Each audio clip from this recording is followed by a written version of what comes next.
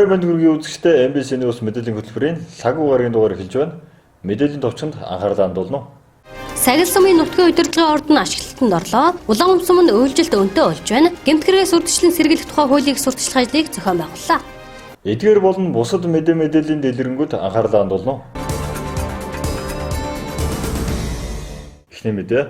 Увс аймгийн Сагил сумын нутгийн удирдлагын ордны барилгыг улсын төсвийн хөрөнгөөр дүртүүл хувьсаад компани хийж гүйцэтгэх нь 2020 оны 1 сарын 21-ний өдөр улсын комиссд хүлээлгэн өгч ашиглалтанд орууллаа. Мөн тус суманд улсын төсвийн 1 тэрбум төгрөгийн өртөг бүхий сумын төвийн тогтчлт зам засварын ажил хийгдэж байна. Улс аймгийн Сагил суманд 2019 онд улс болон орон нутгийн төсвийн хөрөнгө оруулалтаар олон бүтээн байгуулалтын ажил хийгдсэн. Тухайлбал улсын төсвийн хөрөнгө оруулалтаар тэрбум 275 сая төгрөгийн өртөгтэй 25-ыг харьцах нь 18 хэмжээтэй 2 давхар нутгийн удирдлагын ордонг Дүртүүл компани барьж 2020 оны 1-р сарын 21-ний өдөр улсын комиссд хүлээлгэн өгч ашиглалтанд орууллаа. 2019 он бол одоо Сагил сумын үед бол сайхан бүтээн байгуулалтын жил болж байгаа. Улсын төсвийн хөрөнгөөр нутгийн удирдлагын ордонгоос гадна бас төв гудамжны одоо замын ажил хийгдэж байгаа. За Сагил сумын нутгийн удирдлагын ордны барилга бол 1980-ад оны ихээр баригдсан ийм хуучин барилга байсан. Нутгийн удирдлагын ордын шинэ барилга баригдсанаар төрийн албан агчид маань 5 тухтай орчинд одоо ажил үргээ гүйцэтгэх боломж бүртгэхээс гадна бас мөн одоо төр захиргааны байгууллагаар үйлчлүүлдэг одоо төрийн үйлчилгээ авдаг ард иргэдэд маань бас ийм боломж төрийн үйлчилгээ ойртож ая тухтай орчин бүрдэж ойртож байгаад их баяртай байна бид бүхэн бас. Увс аймгийн Сагил сумын засаг дарганы хамгааллын газрын барилгыг манай Дүртүүл компани 2019 оны 6 сарын 14-нд гэрээ хийж энэ ажлыг эхлүүлсэн. Гэрээний ажлын дүн бол тэрбум 275 сая төгрөг байгаа. Энэ барилга нь бол 25-18 харьцаатай 2 давхар төмөр бетон каркас нь цутгмал бочлолтой автаа дээвэртэй барилга байгаамаа. Ингээд бид нар барилгыг ашиглалтанд орох хугацаанаас 6 сарын өмнө хүлээлгэн өгч байгаадаа баяртай байна. За сум орон нутгаас бол нийтдээ 20-од хүн ажилласан. Бас энэ сум орон нутгийн удирдлагууд төрийн албан агчдын ая тухыг хангахын тулд бид нар бас хичээж ажилласан. Сагил сумын иргэд төрийн үйлчлэгийг таата орчинд түргэн шуурхаа авах нөхцөл боломжоор хангагдаж, шинэ нутгийн удирдлагын ордонтой болсондоо баярлаж, аймаг болон орон нутгийнхаа удирдлагуудад сэтгэл хангалуун байгаагаа илэрхийлсэн юм а. Ийм өндөр чанарын үзүүлэлттэй ийм сайхан ордон барьсан бодлыг талархаж байна. Би бүх өрөөгөр орж бүх байдалтай танилцтай үнэхээр тааламжтай байна. Бидний үеийн бодны бичгийн эмигроранд 2-3 шахацлт чууд байсан. Энэ ордон бол үнэхээр хөдөө шиг ийм сайхан ордонд барьж өгсөн явдлыг маш гүнээ талархаж байна. Одоо манай тамгын газрын хамт олон энэ сумын хамт олон цаашдаа ирдээсэл сайн ажиллах хэрэгтэй. Энээр суугаад одоо иргэдтэй мачтай маш сайхан сэтгэл ханамжтай үйлчлэг үзүүлдэг байх гэж найдаж байна.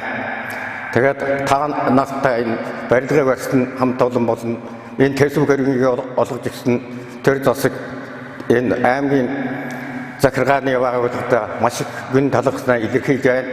Ингээд өндөр насны үед би бол ийм сайхан ордныг үзээд танилцаад энээр орж үйлчлүүлээд цаашдаа явж байгаад урам зориг улам нэмэгдэж ахын их баяртай байна. За манай сумд бол ингээд нутгийн удирдлага баригдсан учраас одоо бүх ард иргэдээр нь сэтгэл хангуулан сайхан байна. Одоо тэгтээ манай сумд бол одоо көвжж जैन засмал зам тавигдж бид нэр бас одоо энэ хар зам тоолж байгаа зэрэг баяртай байна. Бид бүгдээрээ нутгийн ард түмэн энэ нутгийн ордонд нурж үйлчлэх тав тухтай болж сайхан байна. Энэхүү нутгийн удирдлагын ордон барьж гүйцэтгэхэд Сагил сумын иргэдэж гар бие оролцсон гэдгийг Дүртүүл компани ерөнхий инженер онцлон хэлж байсан юм а. Дараагийн мэдээ. Улаан сумын засаг даргаар ахлуулсан Улаан сумын байгаль орчин тогтвортой хөгжлийн тасгийн бүрэлдэхүүн 8 дугаар баг болон 2 дугаар багийн малчидтай уулзаж, өвлөлтийн нөхцөл байдалтай танилцж, 3 тэрмэс ууланд байршилтай зэрлэг ан амтны буг марл, янгир яманд хужир давс шүү тавьж, биотехникийн арга хэмжээ авч тамтал судалгаа хийж ажиллалаа. 2020 оны 1-р сарын 17-наас 18-ны өдрүүдэд Улаан сумын Хархирын 2 дугаар багийн нутаг Бүрөө Баян зүүх ихэнд буг маралд биотехникийн арга хэмжээ авч 1.2 тонн давс хужир шүү тавьж тандалт судалгаа шалгалтын ажлыг Улаан умсмын засаг дарга багаас сонгогдсон төлөөлөгч байцаагч байгаль хамгаалагч нарын бүрэлдэхүүнтэй явж гүйцэтгэлээ. Мөн 1-р сарын 21-нд Улаан умсмын засаг даргаар ахлуулсан Улаан умсмын байгаль орчин доктортой хөгжлийн засгийн бүрэлдэхүүн 8-р багийн нутаг болох 3 тэрмэс суултанд байршилтай Зэрлэг ан аймтанд Буг марал, Янгар яманд хужир давс шүү тавьж биотехникийн арга хэмжээ авч тандал судалгаа хийж ажиллалаа. За бид нар жил болгон бас энэ өвлийн хүйтний хэсэг хэлсэн өдрүүдэд байгалийн ан аймтанд биотехникийн аргаар өвс тижэл хужир шүү тавьж өгдөг байгаа. Эннийхээ зэрэгцээ бид нар хөдөөний 2-р багийн болон 8-р багийн малчдын бас үйлжилт ийм байдалтай танилцаад явдгаа. Тэгээд өнгөрсөн 7 хоногийн пүр баасан гаргуудад мөн өнгөрсөн өдрөөр 1-р сарын 21-нд Хөнлөнгийн 3 тэрмсийн ууланд яваад ирлээ. Байгалийн ан аймт нь бас тарган тавтай сайхан үйлжиж байна. Бид нэр бас тэрний зэрэгцээ Хөдөнгийн уул 3 тэрмс, Хөнлөнгийн гол, Хархраан, Чигээчин лойлон, Баян зүхэн их гээд явлаа. Тэгээд ард түмэн маань бас тарган тавтай сайхан үйлжиж байна. Одоо хүйтнээрч жоохон сулраад цас орохгүй байвал бид нар боломжийн хэмжээнд үйлжих боломжтой байна. Цас орж хөндрүүл бас түүхтэй нөхцөл үүсэх магадaltaй. Ер нь өнгөрсөн 7 хоногийн 18, 19-нд энэ Увс аймаг Улсын онцгой комисс бас ажилласан байгаа. Улсын онцгой комиссийн дагуу аймгийн онцгой комиссоос бүх сумдын засаг дарга нарт үүрэг чиглэл өгсөн байгаа. Энэ дагуу бид нараас өнөөдөр албан тоод бичгээр бас илтгэх хуудас бэлдэж аймгийн онцгой комисс руу явуулах ийм нэгдсэн чигтэй байгаа. Тэгээд ерөнхийдөө одоогийн байдлаар Улаан умсмын хөдөөгийн багийн үйлчлэлтийн байдал хэвэн байна гэж хэлмээр байна. Улаан умсмын үйлчлэлтийн хөдөөний багуудын бэлтгэл ажлын хувьд энэ жил бол маш сайн хангагдсан.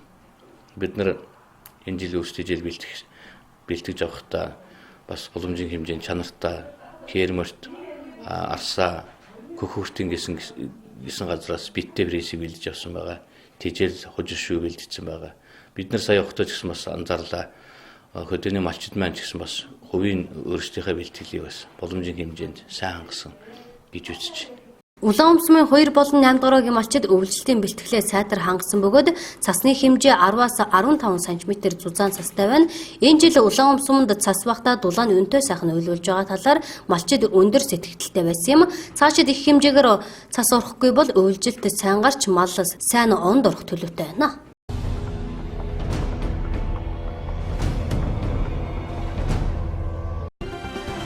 Улаангом хотын захын гэр хорооллуудын дундах зам дагах гэрэл төлгүүд асахгүй байна гэсэн гомдлыг оршин суугчдын зүгээс Улаангом орон нутгийн тохицол үйлчлэгээний газарт гаргасан байна. Тодорхойлбол Төмөнд нээлттэй хязгаарын компани урд талын 3 замын уулзуураас уляасны хэв дагуух 88 гэрэл төлөг асахгүй байгаа бөгөөд өнгөрсөн онд тус байгууллагын төсвөөс 66 гэрлийг лээд гэрлээр сольж асаасан байна.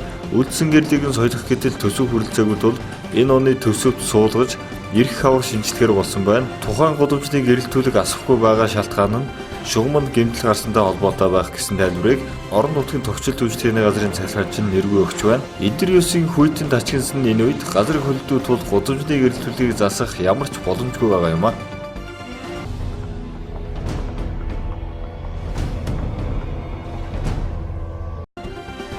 Энэ сарын 10-нд Тариалан сумын бор хавцал хэмээх газарт гар аргаар алт олборлохоор 300-аад нинжа нэгэн зэрэг дайранд орж ажиллаж байгаа тухай өмнө нь мэдээлсэн билээ. Тэгвэл тухайн газарт аймгийн мэргэжлийн хэлтийн газар, байгаль орчин аялал жуулчлалын газраас хамтарсан ажлын хэсэг ажилласан байна. Бор хавцалд одоогийн байдлаар 60 гаруй гэр бууж 670 гаруй гар аргаар алт олборлагчид ажиллаж байгаа юм. Тухайн ажлын хэсгийн гишүүд тэдэнд хууль бусаар алт олборлохын сөрөг үр дагавар, хуулийн заалтыг танилцуулж мэдлэг мэдээлэл олгосон байна. Тариалан сумын бор хавцалд хууль бусаар алт олборлох үйл ажиллагаа өдрөөс өдөрт өргөжж байна. Ажлын хэсгийн зүгээс хуулийн хүрээнд арга хэмжээ авч ажиллах ёстой байгууллагууд руу нөхцөл байдлын талаар мэдээлж, яралтай албадан буулгах хэрэгтэй гэсэн чиглэлийг хөрвүүллээ. Уг нь бол өнгөрсөн 9-р сард бор хавцалд гар аргаар алт олборлож байсан 1500 гаруй хүнийг хууль хүчний байгууллагын тусламжтайгаар албадан буулгасан. Гэвч 5 сар хүрэлгүй эргээд тэнд гар аргаар алт олборлагчид ажиллаж эхэлжээ.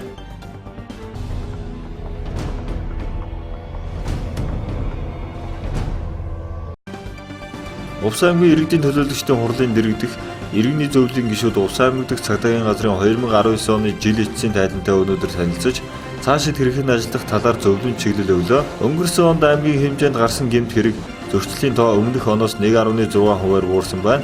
2019 онд иргэдийн өмчийг хулгайлах гэмт хэрэг 22.6%-аар, хүний эрүүл мэнд халдшгүй байдлын эсрэг гэмт хэрэг 6.1%-аар, гэр бүлийн хүчирхийллийн эсрэг гэмт хэрэг 8.1%-ээр, удамж талбайд үлдэгдсэн гэмт хэрэг 8.1%-ээр тус буурсан үзүүлэлттэй байна. Аймгийн хэмжээнд гэмт хэргийн илрүүлэлт өмнөх оны мөн үеэс 1.5%-аар өссөн үзүүлэлттэй байгаа юм. Гэхдээ иргэдийн өмчлөг хэрхийн эсрэг гэмт хэрэг 3.6%-аар, мал хулгайлах гэмт хэрэг 10.4%-аар өссөн үзүүлэлттэй байна. Цаашдаа энэ талаар анхаарч ажиллахыг аймгийн цагдаагийн газрын удирдлагуудад иргэний зөвлөлийн гишүүд зөвлөсөн юм. Түүнчлэн цагдаагийн газраас аймгийн засаг дарга зөвлөсөн юм. Цагдаагийн газраас аймгийн засаг даргад хүсэлт хөрвүүлж 7 хоног бүрийн баасан гарагт аймгийн нутаг дэвсгэрт дээр архи согтууруулах ундааны зүйл худалдаж үйлчлэхийг хоригдсон захирамж даргуулснаар баасан гарагт гарах гэмт хэрэг бусад гарагаас буурсан үзүүлэлттэй байгаа нь сайшаалтай юм а.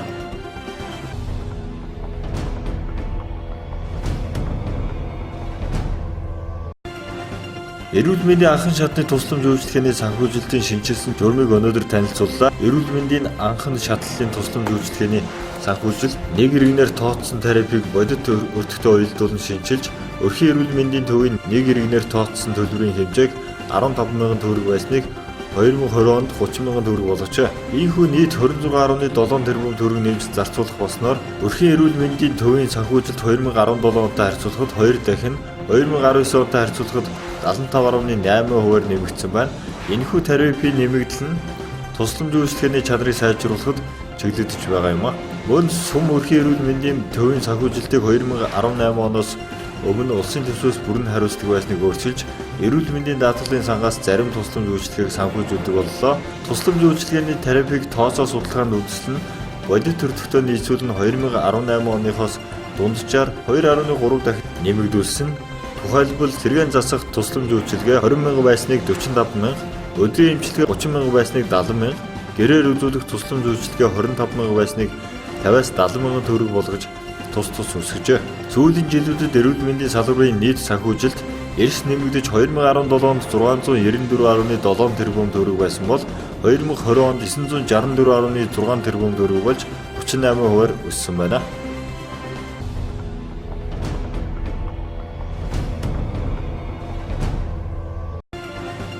Манай улсын иргэд 2016 оноос эхлэн худалдан авалт хийсэн баримтаас систем бүртгүүлэн нэгдсэн өртгийн албан татварын буцаа олголт авч хэвчээд байна. 2019 оны нэгдсэн өртгийн албан татварын буцаа олголтыг 907,000 иргэнд олгох бөгөөд энэ нь 139 тэрбум төгрөг болно гэсэн тооцоо гарчээ.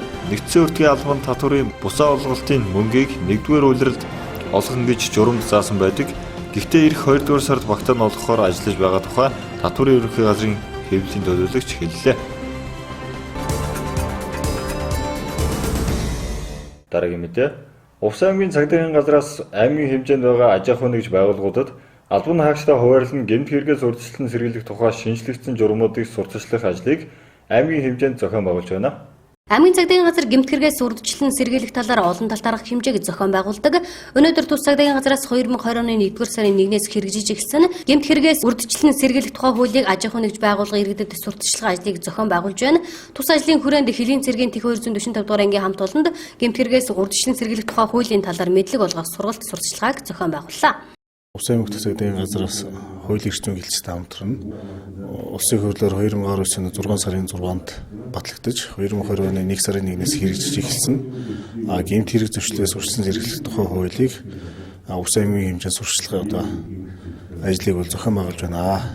За энэ ажлын хүрээнд бол улс цагдаагийн газраас аймгийн төвийн аж ахуй нэгж байгууллагуудыг аль багш нарт хуваарлж өгч бүх аль багш нар байгууллага аж ахуй нэгж төр өчл сургалтыг зохион байгуулж байна. Сүмдийн аль багш нарын хариуцсан сумдынхаа төрийн байгууллага аж ахуй нэгжийн аль багш нар бол сургалтыг бол зохион байгуулна.